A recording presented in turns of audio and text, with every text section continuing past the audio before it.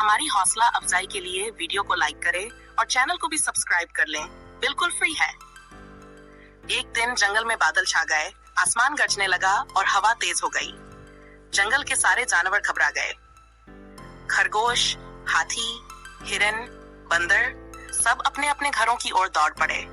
पक्षी भी अपने घोंसले छोड़ने लगे। तूफान की आमद।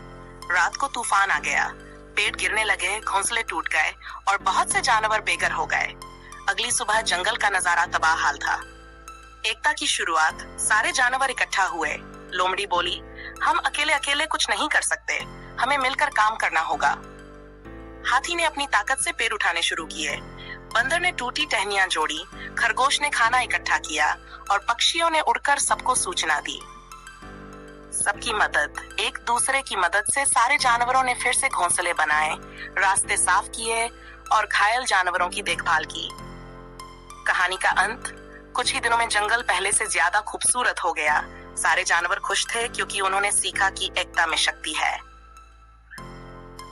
मुश्किल समय में अगर सब एक हो जाए तो कोई भी तूफान हमें हरा नहीं सकता।